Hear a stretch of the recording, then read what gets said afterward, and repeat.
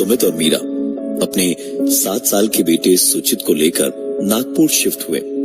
उनका छोटा सा कुत्ता पॉमी तो नई जगह आकर इतना खुश था कि पूरे घर के दौड़ दौड़ के खुशी के मारे चक्कर लगाए जा रहा था। कभी बड़े लॉन में घास पे लौटता तो कभी इस कोने से उस कोने तक दौड़ता और पूरे घर में भौंकता रहता। न जाने कब सुमित और मीरा की सुबह सामान अनपैक करने और सजाने में भी निकल गई। दोपहर को तीनों बाहर खाने गए और वापस आते वक्त एक नया टीवी लेकर आए। टीवी निकाल के कनेक्ट किया और टीवी का बड़ा सा बॉक्स स्टोर रूम में रख दिया। दोपहर से अब शाम होने चली थी। सुमित, मीरा और सुचित सो रहे थे। टीवी चल रहा था तो मीरा की नींद खुली तो उसने सोचा कि चाय बनाई जाए। किचन की ओर जाने को उठी तो किचन से पहले स्टोर रूम का दरवाजा खोला देखा और एक आवाज स्टोर रूम के अंदर से आती हुई उसने साफ साफ सुनी।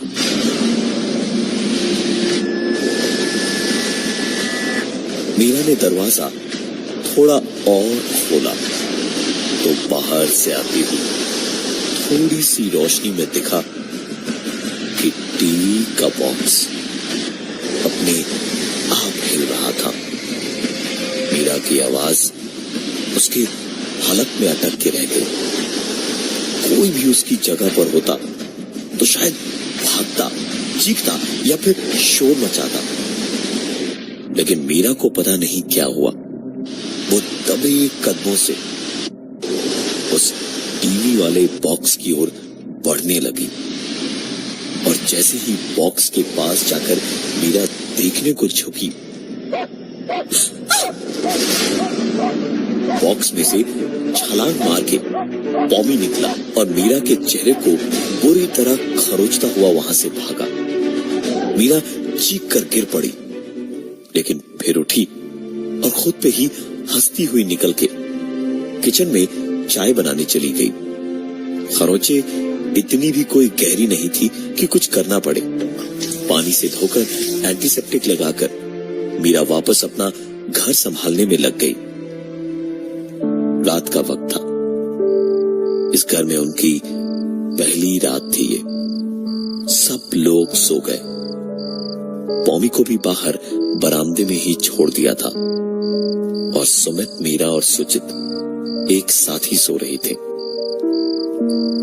मीरा को नींद में एक आवाज अपने कानों में सुनाई दे रही थी।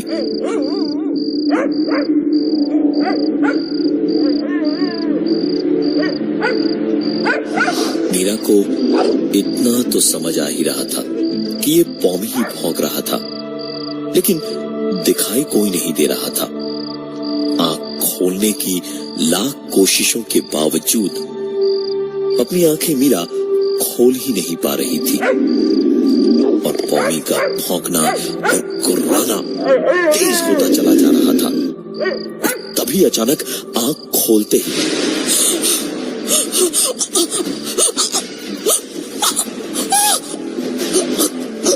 चीखने की पूरी कोशिश करते हुए भी मीरा की आवाज नहीं निकल पा रही थी। उसे इतना डर कभी नहीं लगा था। मीरा को अपने ठीक सामने एक लंबी सी अनजान औरत दिखाई दे रही थी, जिसे देखते ही समझ आ रहा था कि ये इंसान तो नहीं है। वो औरत अंधेरे में भी उसे साफ साफ दिखाई दे रही थी। आंखें बड़ी बड़ी, खुले लंबे बाल और झुका हुआ सर और एक गुर्राती हुई आवाज।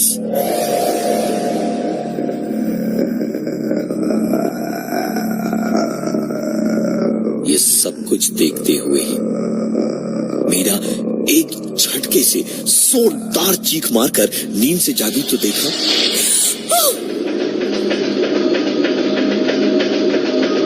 मीरा एक सपना देख रही थी। सुबह उठ के रोजमर्रा की जिंदगी एक बार वापस अपने ढर्रे पर लौट चुकी थी। सुमित ऑफिस चला गया, सुचित स्कूल और घर पे बचे मीरा और पौमी। किचन में मीरा काम कर ही रही थी जब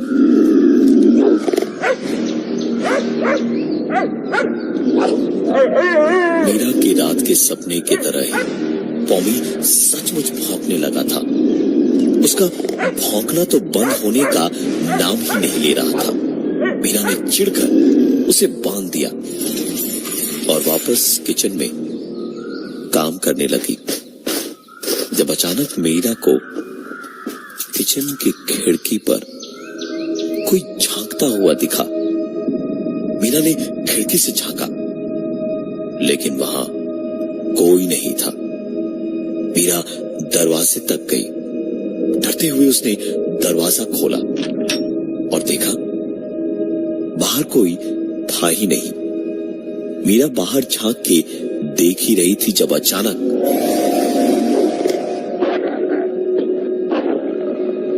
पौमी भी पीछे से निकल कर आया और भौंकने लगा। मीरा उसे पकड़कर अंदर वापस लाने गई तो देखा कि पौमी सिर्फ एक ही जगह देखकर भौंके जा रहा था।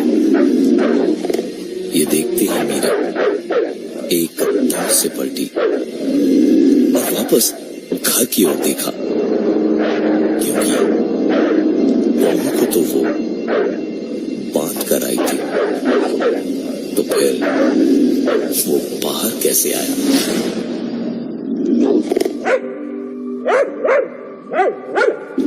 मीरा कुछ देर तक पौमी को डरी और परेशानी वाली निगाहों से देखती रही और फिर पौमी को पकड़ने मीरा नीचे झुकी तो पौमी भौंकता हुआ घर से बाहर भाग गया।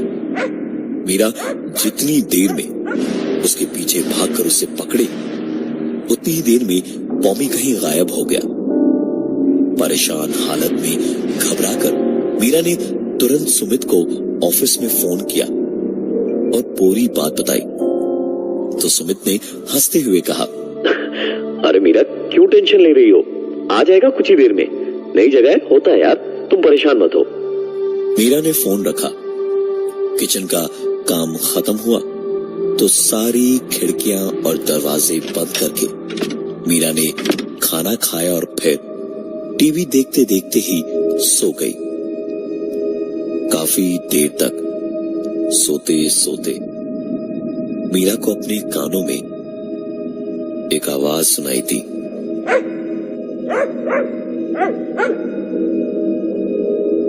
मीरा की आंख खोली तो उसे समझ आया कि पौमी जरूर लौट आया है। मीरा उठकर तुरंत भागी दरवाजे की ओर और दरवाजा खोलते ही मीरा को झटका लगा क्योंकि पौमी की आवाज तो अभी भी आ रही थी लेकिन पौमी वो दरवाजे पर नहीं था। मीरा को इस वक्त घबराहट से ऐसा लग रहा था जैसे हजारों चींटियां रेंग रही हो उस पर।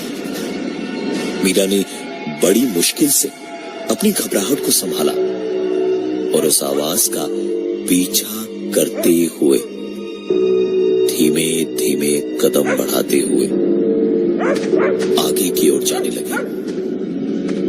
मीरा की दबी हुई घबराहट अब और बढ़ने लगी क्योंकि पौमी के भौंकने की आवाज स्टोर रूम से आ रही थी।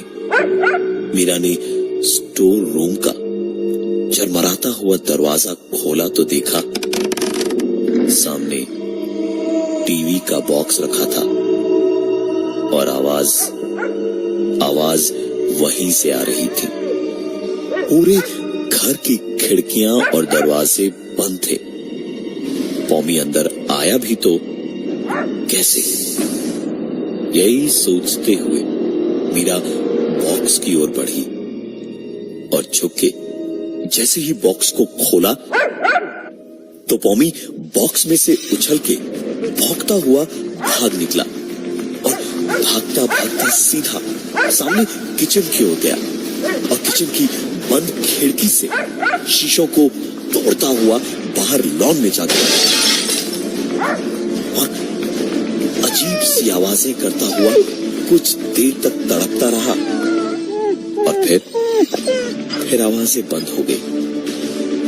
मीरा बहुत घबरा गई थी। दौड़ के पॉमी को देखने किचन की खिड़की पे गई तो देखा बाहर लॉन की घास पर पॉमी पड़ा हुआ था। कांच के टुकड़े उसके बदन में धंसे हुए थे। बिना किसी आवाज के कुछ देर पॉमी तड़पता रहा और फिर उसने अपनी आखिरी सांसें ली। मेरा तुरंत अपने कमरे में भागी और उसने सुमित को फोन लगाया। सुमित भी सुनते ही थोड़ा घबरा गया और तुरंत ही घर आने को निकल पड़ा। कुछ देर के बाद दरवाजे की घंटी बजी तो मीरा ने उठकर दरवाजा खोला और रोती हुई सुमित से लिपट गई। सुमित किचन में गया तो देखा खिड़की खोली हुई थी। शीशा एकदम ठीक ठाक था और बाहर लॉन में भी पॉमी की लाश नहीं थी। मीरा को उसने बहुत प्यार से समझाया, मीरा सब ठीक है, पॉमी वापस आया ही नहीं होगा। तुम शिफ्टिंग से थोड़ा स्ट्रेस्ड हो, आराम करो, मैं घर पे हूं, थोड़ा सो लो, सब ठीक हो जाएगा। मीरा को कुछ भी समझ नहीं आ रहा था। सारी चीजों को नजरअंदाज करते हुए मीरा अपने कमरे में जाकर लेटी और सुमित बाहर ड्राइंग रूम में बैठा ऑफिस का काम करने लगा। मीरा की आंख लगी ही थी जब उसकी नींद एक और आवाज ने तोड़ी और वापस मीरा को एसी से ठंडे हो चुके कमरे में घबराहट से पसीना आने लगा, क्योंकि पॉमी की आवाज एक बार फिर स्टोर रूम के अंदर से ही आ रही थी। मीरा की आंख खुलते ही उसने घबराकर चीखना शुरू कर दिया। सुमित चीखें सुनकर भागता हुआ आया और देखा मीरा बुरे हाल में घबराई और परेशान सी चीखे जा रही थी। सुमित ने आकर किसी तरह उसको शांत किया तो वो रोती हुई सुमित से जिद करने लगी कि पॉमी को निकाल दे बाहर किसी भी हाल में। मीरा पॉमी को घर के अंदर देखने को राजी नहीं थी। सुमित भी हार कर पॉमी को बाहर छोड़कर आया। अंदर घर में सुमित मीरा को समझा बुझाकर शांत कर ही रहा था जब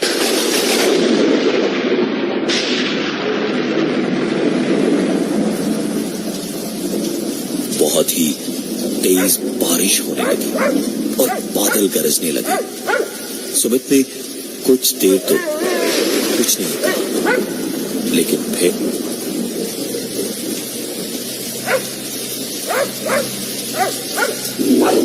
पॉमी के भौंकने और रोने की आवाजें सुमित को परेशान किए जा रही थी। मोड़ के जाने को हुआ तो गुस्से में मीरा दांत पीसती हुई बोली, पॉमी इस घर के अंदर नहीं आएगा। सुमित भी फैसला कर चुका था। वो मीरा से बहुत ही तहजीब के साथ बोला, मीरा, उस बेजुबान ने तुम्हारा क्या बिगाड़ा है जो ऐसे परेशान हो रही हो? मैं तो हूं ना यहाँ पर, टेंशन मत लो, बेचारा मर जाएगा ऐसी बरसात में। और इतना कह के सुमित बाहर निकल गया पॉमी को लाने। बाहर जाने के तकरीबन 2 मिनट के अंदर ही भौंकने की आवाज बंद हो गई और इतनी देर में सुमित को वापस आ जाना चाहिए था। मीरा बहुत परेशान हुई जा रही थी। अंधेरा हो चुका था और बरसात और भी ज्यादा तेज हो रही थी। मीरा बाहर गई और सुमित को पुकारने लगी, लेकिन सुमित की कोई आवाज आ ही नहीं रही थी। मीरा डरी डरी सी आगे बढ़ के लॉन में बारिश में भीगती हुई खड़ी होकर सुमित को पुकारने लगी।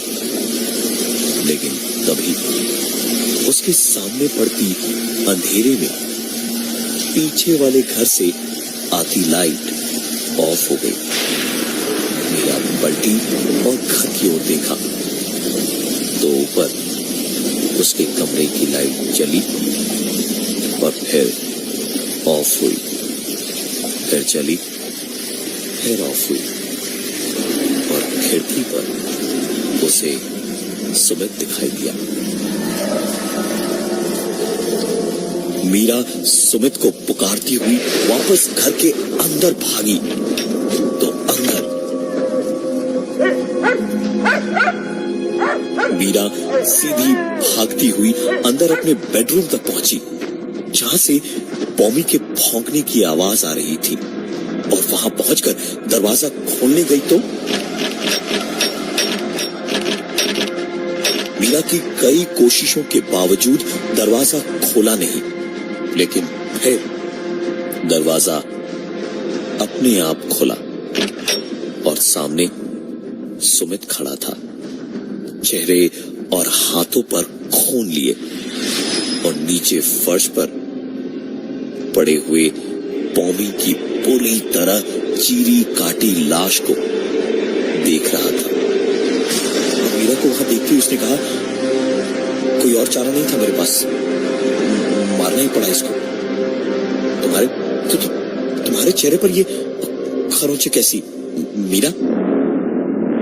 मीरा जैसे किसी नींद से जागी और भागती हुई नीचे गई और आईने में खुद को देखा और फिर तुरंत ही स्टोर रूम में भागी और जाकर टीवी का वो बॉक्स ध्यान से देखा तो उस पे वैसी ही खरोंचे थी जैसी मीरा के चेहरे पर थी और साथ ही थे खून के बस छींटे छींटे और छींटे।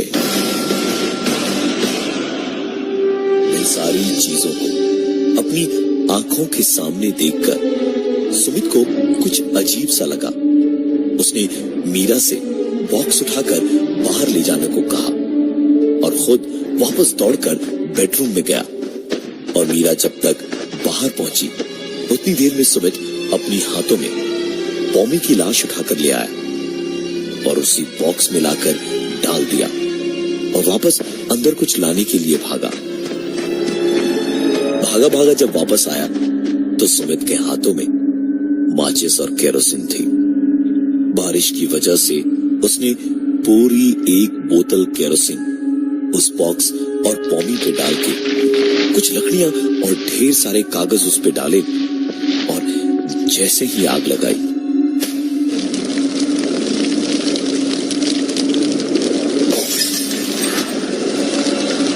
बाहर बरामदे का बल्ब जोर से फटा। दोनों ने सोचा कि जब सब जल जाए तो कांच के टुकड़े साफ कर देंगे। सुमित और मीरा का बेटा सुचित ऊपर कमरे में बड़े आराम से सो रहा था, लेकिन जैसे जैसे वो आग बढ़ती गई घर के अंदर की एक एक लाइट फूटकर चकनाचूर होती जा रही थी। सुमित और मीरा तुरंत सुचित को पुकारते हुए अंदर भागे और सीधे सुचित के कमरे के पास जाकर रुके, लेकिन वहां पहुंचकर देखा दरवाजा अंदर से बंद था। लाख कोशिशों के बावजूद दरवाजा खुल ही नहीं रहा था और दरवाजे के नीचे से दिख रहा था कि अंदर बत्ती जल रही है। घर की सारी लाइट्स फूट चुकी थी, सिर्फ इसी कमरे की बत्ती बची हुई थी। सुमित और मीरा खटखटाते हुए बस सुचित पुकारते जा रहे थे, लेकिन वो 7 साल का बच्चा कर भी क्या लेता। आखिरकार इस एक आवाज के साथ चारों तरफ जैसे सन्नाटा पसर गया। मीरा चीख मारकर सुमित से लिपटकर रो पड़ी और उसी वक्त कमरे का दरवाजा खुल गया और सामने जो सुमित और मीरा ने देखा उसे एक ही सांस में जितनी उन्हें राहत मिली उतनी ही घबराहट उनकी बढ़ भी गई, क्योंकि अंदर कमरे में सुमित और मीरा का 7 साल का बेटा सुचित बिस्तर पर नहीं था। मीरा पागलों की तरह रोती जा रही थी और सुमित सुचित का नाम पुकारे जा रहा था। दोनों पूरे घर में भाग भाग के उस बच्चे को ढूंढ रहे थे जब